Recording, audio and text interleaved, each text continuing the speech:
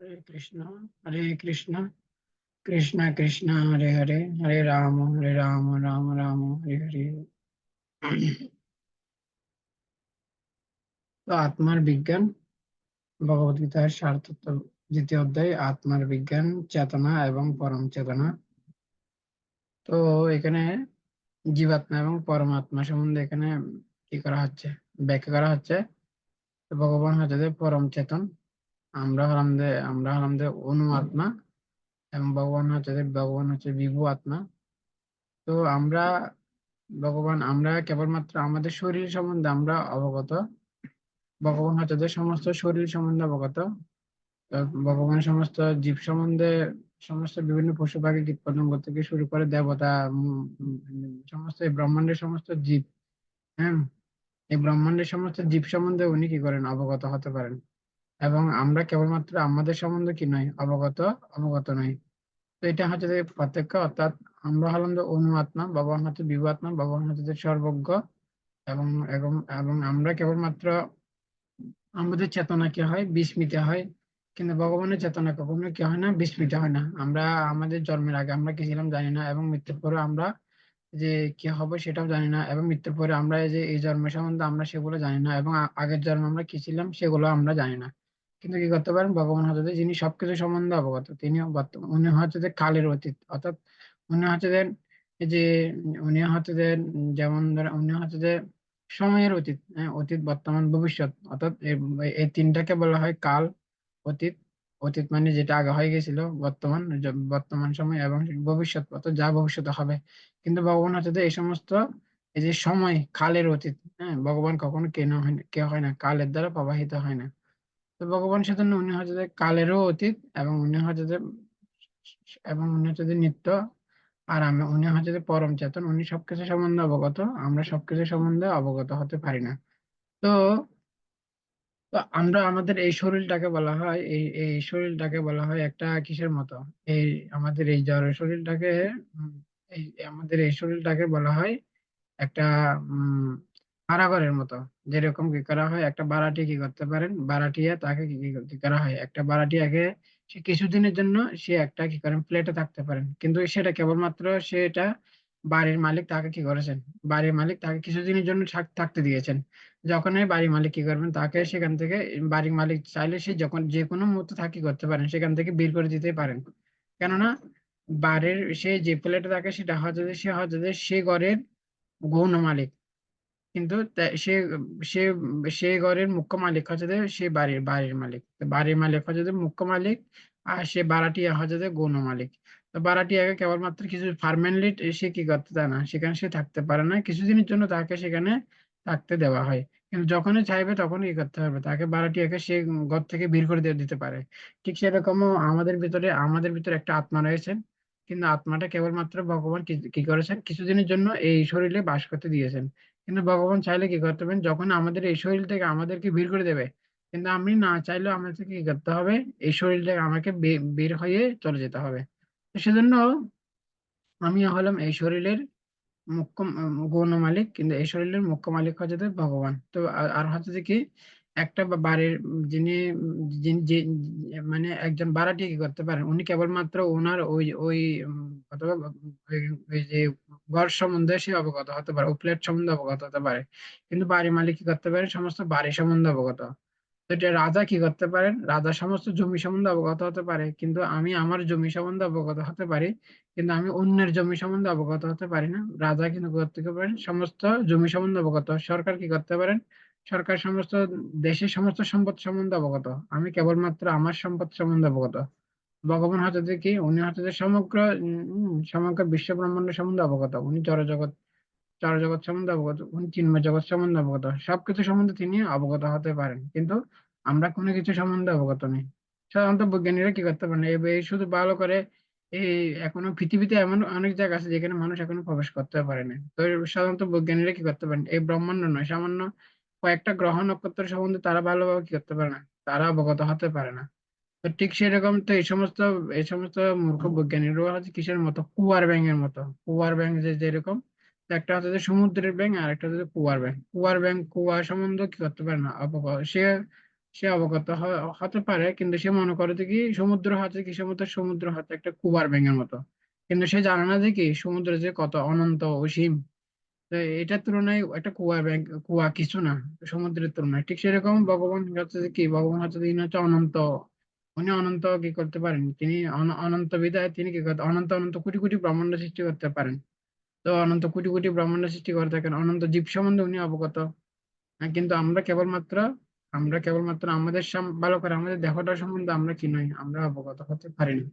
তো যা হোক, তো সেজন্য অর্থাৎ ভগবান সবকিছু সম্বন্ধে অবগত। আমরা কেবলমাত্র আমাদের এই দেহ সম্বন্ধে আমরা কি করতে পারি না, বুঝতে পারি, কেননা আমরা জানি না আমরা কতদিন বাঁচবো। তাহলে আমরা দেহ সম্বন্ধে কিভাবে অভিজ্ঞতা লাভ করলাম? কেননা আমরা জানি না যে কি আমরা কতদিন ধরে এই দেহের মধ্যে বসবাস করবো, সেটা আমরা নিজেরাও অবগত হতে পারি না। কিন্তু ভগবান কি করতে পারেন, তিনি জানেন আমরা এই শরীরে কতদিন থাকবো না থাকবো, ভগবান সবকিছু জানতে পারে। সেজন্য আমরা কি কেবলমাত্র ভগবান বর্তমান, তিনি হচ্ছে যে অনুর অনিয়ম মহতের মহিয়ম, উনি অর্থাৎ উনি অণু এবং পরমাণু থেকে শুরু করে সমস্ত জীবের মধ্যে কি করতে পারেন, সবকিছুর মধ্যে উনি বাস করতে পারে। তো ভগবান হচ্ছে যে পরম চেতন। ভগবান চিৎ জগৎ, চিন্ময় জগৎ, জড় জগৎ সবকিছু সম্বন্ধে তিনি অবগত। তো আমরা কেবলমাত্র কিনা এই জড় শরীর সম্বন্ধে ভালো করে অবগত নই।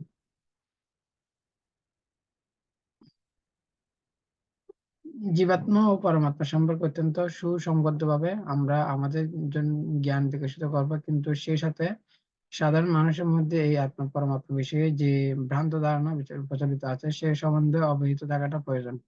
চেতনা শব্দটির দ্বারা বোঝায় জীবাত্মা, জীবসত্তা, আর পরম চেতন শব্দে পরমাত্মাকে বোঝায় আজকাল। তো এখানে কেবলমাত্র অর্থাৎ জীবাত্মা হচ্ছে যে উনি হচ্ছে যে জীবাত্মা হচ্ছে উনি হচ্ছে যে চেতনা, কিন্তু অর্থাৎ জীবাত্মা হচ্ছে যে আমি, অর্থাৎ আমি ব্যক্তি। আর ভগবান হচ্ছে যে উনি হচ্ছে যে পরম চেতন, ভগবান হচ্ছে যে পরম চেতন। ওনার ওনার ওনার মাধ্যমে কি হয়, সমগ্র বিশ্ব ব্রহ্মাণ্ডে কি হয়, সজীব হচ্ছে। আমরা দেখতে পাচ্ছি এই সমগ্র জড়জগৎ কত সক্রিয়ভাবে কাজ করতেছে, দেহটা কত সক্রিয়ভাবে কাজ করতেছে। কিন্তু সবকিছুর কারণ হচ্ছে যে ভগবানের মাধ্যমে কি হচ্ছে এই সমগ্র জড়জগৎ কি হচ্ছে, মানে সমগ্র জড়জগৎ ভগবানের মাধ্যমে এটা সজীব হচ্ছে। শ্রীকৃষ্ণ জীবসত্তার মধ্যে পার্থক্য। তো অনেকে বলতে পারে জীব কি ভগবান হতে পারে না?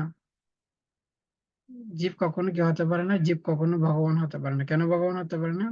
যেরকম সূর্যের রশ্মি ছাটা কখনো কি হতে পারে না, সূর্য হতে পারে না। সূর্যের রশ্মি ছাটা যেরকম কখনো সূর্য হতে পারে না, ঠিক সেরকম জীবাত্মা কখনো ভগবান হতে পারে না। কেননা জীবাত্মা হতে ভগবান শ্রীকৃষ্ণের অংশ। মহাম অংশ জীবলোক জীবভূত সনাতন। যেহেতু জীব হচ্ছে ভগবানের অংশ, ভগবান আরো ভগবত গীতা আরো বলছেন, সর্বজনীষু কুন্তে মর্তে সম্ভবন্তিতা তাসাৎ মহৎ জনি অহম বীজ পদবিদা। ভগবান বলছে যে জীব হচ্ছে আমার বীজ প্রদানকারী পিতা। সরি, আমি হলাম সমস্ত জীবের বীজ প্রদানকারী পিতা। তো জীব যেহেতু ভগবানের অংশ, সেজন্য বলা হচ্ছে যে আত্মার আয়তন হচ্ছে একটা স্লেট, অগ্রভাগের 10,000 ভাগের 1 ভাগ। কেশাগ্র শত ভাগাংশ শতাংশ দিশ আত্মক জীব স্বরূপ স্বরূপ সাংঘাতিত হি চিৎকন। জীব যেহেতু ভগবানের শ্রীকৃষ্ণের অংশ, সেজন্য অংশ অংশের কাছ থেকে পুণ্যের সেবা করা। কিন্তু আমরা কখনো কি হতে পারি না, ভগবান হতে পারি না। আমরা চাইলে কি করতে পারি না ভগবান তো আমাদের মধ্যে আর ভগবানের মধ্যে পার্থক্য হচ্ছে যে কি, তো বলা হচ্ছে যে কি আমরা একটা এরোপ্লেন সৃষ্টি করতে পারবো, আমরা উড়োজাহাজ সৃষ্টি করতে পারবো।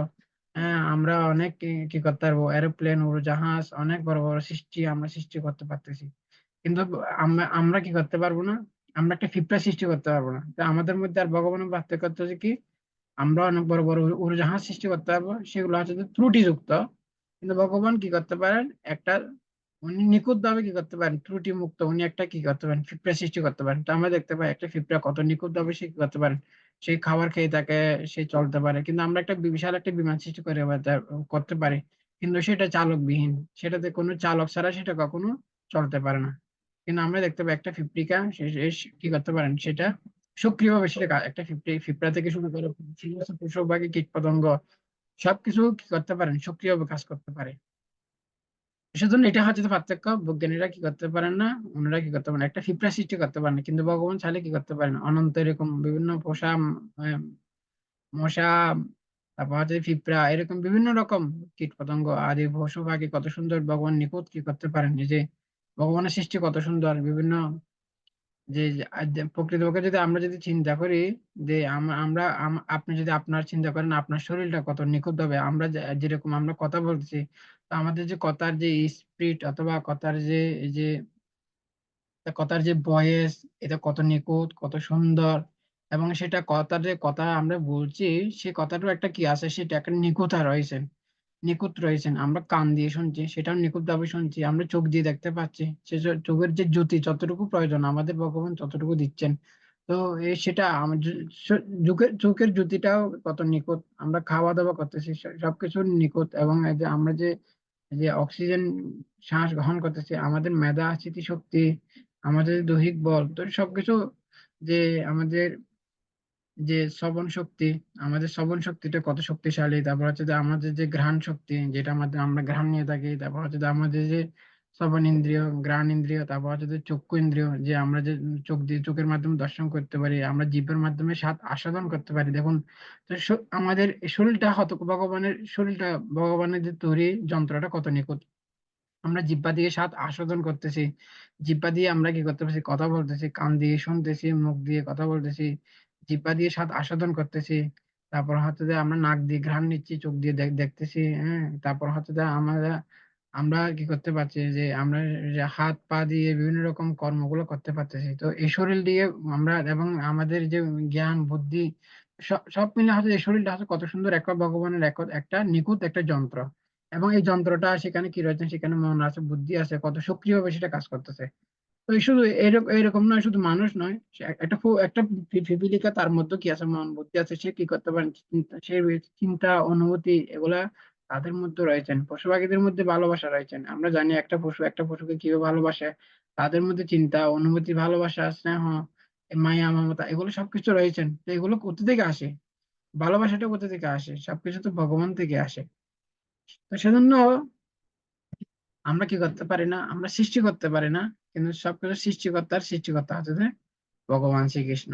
তো ভগবান শ্রীকৃষ্ণ হচ্ছে, উনি হচ্ছে বিভু, আমরা হলাম যে কোন আত্মা, ক্ষুদ্র সদৃশ। সেজন্য জীবাত্মা কখনো কি হতে পারে না, সে কখনো ভগবান হতে পারে না। ভগবান ভগবান কি করতে পারেন, উনি অনন্ত কোটি কোটি ব্রহ্মাণ্ড সৃষ্টি করতে পারেন, আমরা কিছুই করতে পারি না। তো সেজন্য তবু মূর্খ বৈজ্ঞানিকেরা তখনও কি করে না, তারা কখনো ভগবানের অস্তিত্ব স্বীকার করে না। তারা তারা বুঝেও তবু তারা সে বুঝতে পারে না। যেরকম আমরা দেখতে পাই কিভাবে গ্রহ নক্ষত্র গুলা কি হচ্ছে, সেগুলা মহাশূন্যের মধ্যে কিভাবে আসতেছে। যৎচুক করে সুবিচার সকল গ্রহাণম রাজা সমস্ত সূর্যমূর্তি অশেষ হতে যায়, দস্যুগ্রায়া ধমতি সংভূত কালচক্র। দস্যুগ্রায়া ধমতি, ভগবানের আজ্ঞায় কি হচ্ছে, সূর্যদেব তার কক্ষপথে পরিভ্রমিত হচ্ছে। তো সেজন্য জীব সত্তার মধ্যে ভগবানের মধ্যে পার্থক্য হচ্ছে কি, যে জীব কখনো কি হতে পারে না, সে ভগবান হতে পারে না। ভগবান আমরা দেখতে পাচ্ছি অনন্ত কোটি কোটি কি হচ্ছে, ব্রহ্মাণ্ড সৃষ্টি হচ্ছে। হম কিন্তু আমরা এগুলো কি করতে পারি না, আমরা একটা গাছও সৃষ্টি করতে পারি না। আমরা চাল সৃষ্টি করতে পারি, কিন্তু আমরা কৃত্রিম চাল সৃষ্টি করতে পারি। তো সেজন্য এখন মানুষ কি করছে, মানুষ এখন প্লাস্টিক চাল সৃষ্টি করতেছে, কিন্তু ভগবানের সবকিছু কি করে থাকেন, ভগবান সবকিছু সৃষ্টি করে থাকেন। তো সেজন্য জীবসত্তা অনুষদেশ ক্ষুদ্র, কিন্তু শ্রীকৃষ্ণ হচ্ছে যে অসীম। বৈদিক শাস্ত্রে যেমন কঠোপনিষদের 27 উপনিষদে স্পষ্টভাবে বলা হয়েছে, বদ্ধ মুক্ত সকল জীবসত্তার মধ্যে একজন পরম চেতন ব্যক্তি রয়েছেন, পরম পুরুষোত্তম ভগবান, যিনি সকল জীবকে পালন করেন, এবং তিনি একাকী সেই অনন্ত সংখ্যক জীবসত্তার ভিন্ন ভিন্ন বাসনা পূরণ করার সুযোগ প্রদান করেন। নিত্য নিত্যানাম চেত চেতসানাম এক ও বহুনাম চ বিদধাতু কামান। শ্রীকৃষ্ণ হচ্ছে নিত্যের মধ্যে পরম নিত্য। কেন? শ্রীকৃষ্ণ হচ্ছে যে তাকে বলা হয় অশ্বমের, তার তার থেকে শ্রেষ্ঠ কেউ নেই, তার সমকক্ষ কেউ নেই। তো ভগবান তাকে, সেজন্য ভগবানের একটা নাম হচ্ছে অশ্বমের, অর্থাৎ যার সমকক্ষ নেই, তার থেকে শ্রেষ্ঠ কেউ নেই। সেজন্য তিনি হচ্ছে এবং এবং সৃষ্টির আগেও সৃষ্টির আগেও একমাত্র তিনি ছিল, এবং সৃষ্টির পরে একমাত্র তিনি তিনি একমাত্র থাকবে। সেজন্য তিনি হচ্ছে যে নিত্য, অর্থাৎ সৃষ্টির আগেও একমাত্র তিনি ছিল, এবং সৃষ্টির পরেও তিনি একমাত্র অবশিষ্ট থাকবে। সেজন্য জন্ম আদি ঐশ্বর্যত অনায়াত ইতরচ অর্থেষু অভিজ্ঞ স্বরাট তেনে ব্রহ্ম হৃদাজ আদি কবি মোহন যৎসু তেজবাহিনী মিদম যত বিনিময় যত্র তিসর্গম মিশা দাম্বাসনে সদা নিরস্ত কুহকম সত্যম পরমধিময়। এবং দাম্বাসনে সদা নিরস্ত, অর্থাৎ উনি কি করতেন, উনি নিত্যকাল ধরে উনি গোলক বৃন্দাবনে উনি কি করতে পারেন, গোলক বৃন্দাবনে সেখানে বসবাস করে থাকেন। তো সেজন্য ভগবান হচ্ছে যে পরম নিত্য, নিত্য নিত্যানাম। চেতন নাম এক ও বহু নাম, অর্থাৎ নিত্যের মধ্যে তিনি হচ্ছে পরম নিত্য। তিনি হচ্ছে একমাত্র বস্তু। এবং বেদম বাস্তব ভাগবতম বলছে যে ধর্ম পূজ্যতে কৈতব অত্র পরম নির্মত শরণম শতম বেদম বাস্তবম বস্তু। প্রকৃত বাস্তব বস্তু হচ্ছে যে ভগবান। তো বাস্তব বস্তু মানে কি, অর্থাৎ তিনি একমাত্র, সৃষ্টির আগেও একমাত্র তিনি ছিল, পরেও একমাত্র তিনি অবশিষ্ট থাকবেন। সেজন্য প্রকৃত নিত্য বস্তু হচ্ছে যে ভাগবতম, সেজন্য বলা হচ্ছে যে বেদম বাস্তবম বস্তু শিবদম তাপত্রে উন্মূলন। এবার তিনি হচ্ছে যে চেতনের মধ্যে পরম চেতন। তো আমরা দেখতে পাই সমস্ত কিছু তার মাধ্যমে কি হচ্ছে, সমগ্র এই জড়জগৎ কি হচ্ছে না, এই যে এই জড় প্রকৃতি কিভাবে সক্রিয় হচ্ছে। ভগবান যখন কি করেন, ভগবান যখন এই জড় প্রকৃতির উপর ইক্ষণ করেন, ইক্ষণ মানে কি দৃষ্টিপাত করেন, তখন কি করেন জড় প্রকৃতির এটা কি হয়, সেটা গর্ভবতী হয়। অর্থাৎ জরা প্রকৃতি মানে হচ্ছে যে দুর্গা দেবী। তখনই সেখানে কি হয়, জরা প্রকৃতি কুপিত হয়। আর সেখান থেকে কি হয়, এই 26টা উপাদান, জরা প্রকৃতির 26টা উপাদান কি হয়, মানে অর্থাৎ জরা প্রকৃতির উপর ভগবান কি করেন, দৃষ্টিপাত করেন। তো জড়শক্তির উপর ভগবান যখন দৃষ্টিপাত করেন, তখন কি করেন, মহাবিষ্ণু দৃষ্টিপাত করেন। মহাবিষ্ণু যখনই কি করেন, দৃষ্টিপাত করেন, তখনই কি করেন, সেখান থেকে দৃষ্টিপাতের মাধ্যমে উনি উনি কি করেন, চিন্ময় শক্তি আত্মাগুলাকে কি করেন, এই জড় প্রকৃতির উপর স্থানান্তরিত মানে কি করেন, এগুলা স্থানান্তরিত করেন। যখন জড় প্রকৃতি কুপিত হয়, জড় প্রকৃতি যখন কুপিত হয়, তখন থেকে সেখান থেকে কি হয়, জড় প্রকৃতি কুপিত হবার ফলে তখন সেখান থেকে কি হয়, সেখান থেকে এই জড় জগৎ 26টা উপাদান সৃষ্টি হয়। পরবর্তীতে এই 26টা উপাদানের মাধ্যমে পরবর্তীতে বিভিন্ন কি ব্রহ্মাণ্ড গুলা সৃষ্টি হতে থাকে। সেজন্য উনি হচ্ছে চেতনার মধ্যে পরম চেতন, এবং সমগ্র সবকিছু সম্বন্ধে কৃষ্ণ ভগবান শ্রী বিষ্ণু অবগত। ঠিক আছে। আর এক বহু নাম যে বিজত কামান, উনি এক হয়ে নিজেকে অনন্ত রূপে প্রকাশ করতে পারেন। ভগবান নিজে অনন্ত স্বরূপ, ভগবানের অনন্ত স্বরূপ প্রকাশ করতে পারেন। ভগবানের উনি পরমাত্মা রূপে সমস্ত জীবের মধ্যে উনি বিরাজ করতেছেন। এটা হচ্ছে ভগবানের চমৎকারিতা। শ্রীকৃষ্ণ নিত্য এবং জীবসত্তাও সমূহ নিত্য। তো জীবাত্মা নিত্য, পরমাত্মা নিত্য, কিন্তু পার্থক্য হচ্ছে কি, জীবাত্মা যেরকম সমুদ্রের জল আর সমুদ্রের একটু জল এটাও জল, যেরকম মাটি অনেক মাটি আর একটু মাটি সেটাও মাটি। যেরকম হচ্ছে যে যেরকম হচ্ছে যে যে যে সূর্যের একটু তেজ আর এমনি আগুনের অথবা সূর্যের একটু আলো, সেটা একই একই ইয়ে। তো ঠিক সেরকমও প্রকৃতপক্ষে যে শ্রীকৃষ্ণ নিত্য, জীবসত্তা নিত্য, কিন্তু শ্রীকৃষ্ণ যেমন, তো সেরকম এক বহুনামটা বিজাত কামান। তো সেটা ভগবান নিজে কি হতে পারেন, এক হয়েও যিনি অনন্ত রূপে কি করতে পারেন, নিজেকে ভগবান নিজেকে প্রকাশ করতে পারেন, যিনি সমস্ত জীবের মধ্যে কি থাকেন, পরমাত্মা রূপে অবস্থান করেন, এক হয়ে নিজেকে অনন্ত রূপে প্রকাশ করতে পারেন। শ্রীকৃষ্ণ নিত্য এবং জীবসত্তা হচ্ছে যে নিত্য। তো যে ভগবানও নিত্য, আমরা হলাম যে নিত্য। তো ভগবানের, কিন্তু ভগবান হচ্ছে যে বিভু আত্মা, আমরা হলাম যে অনু আত্মা। ভগবান হচ্ছে যে পূর্ণ স্বরাট স্বাধীন, আর আমরা হলাম যে কি, আমরা হলাম যে অর্থাৎ ভগবানের অধীন। আমরা হলাম যে মায়াধীন, অর্থাৎ মায়ার অধীন। আর ভগবান হচ্ছে মায়াধীশ, অর্থাৎ যিনি মায়া থেকে মুক্ত। শ্রীকৃষ্ণ যেমন একটি সচ্চিদানন্দময় দেহ রয়েছে, তেমনি সমস্ত জীবের সত্তার প্রত্যেকের একটি একটি সচ্চিদানন্দময় দেহ রয়েছে। তো প্রকৃতপক্ষে আমাদের যেরকম একটা চিন্ময় দেহ, আমাদের যেরকম আমরা এই শরীরটাকে বলা হয় একটা স্বরূপ বিরূপ, কিন্তু এটার একটা স্বরূপ আছে। স্বরূপ মানে কি, স্বরূপ মানে একটা চিন্ময় দেহ আছে। তো আমরা ভগবানকে ভুলে যাবার কারণে এই জগতে এসে আমরা একটা একটা জড়দেহ প্রাপ্ত হয়েছি। এটা হয় যদি কি, এই জড়দেহটা কিছুদিন পরে এই এই শরীরটা কি হয়ে যাবে, এই জড় শরীরটা, অর্থাৎ এই শরীরটাকে বলা হয় বিরূপ দেহ। ঠিক আছে, বিরূপ অর্থাৎ এটা প্রকৃতি জাত শরীর, অর্থাৎ তিনটা, এই শরীরে কি করে, তিনটা গুণে কাজ করে, সত্যগুণ, রজগুণ, তমগুণ। কিন্তু আমরা যখন এই তিনটা, আমরা যখন জড়বন্ধন থেকে মুক্ত হতে পারলে, তখনই কি করে, সে এক সচ্চিদানন্দময় দেহ লাভ করে থাকে। ঠিক আছে। যেহেতু আমরা কি করেছি, যেহেতু আমরা ভগবান, অর্থাৎ যে ভগবত ধাম থেকে যেরকম বিচ্ছিন্ন হয়েছি, সেজন্য আমরা কি হয়েছি, আমাদের যে আমাদের স্বরূপ বিস্মৃত হয়েছে। ঠিক আছে, অর্থাৎ আমাদের চিন্ময় দেহটা সেটা কি হয়ে গেছে, গুণকে হারিয়ে ফেলছি। তো যেরকম যেরকম আগুনে যখন কয়লাগুলো যখন আগুন থেকে কি হয়ে যায়, আগুন থেকে যখন আলাদা হয়ে যায়, তখন আগুন গুণ হারিয়ে ফেলে।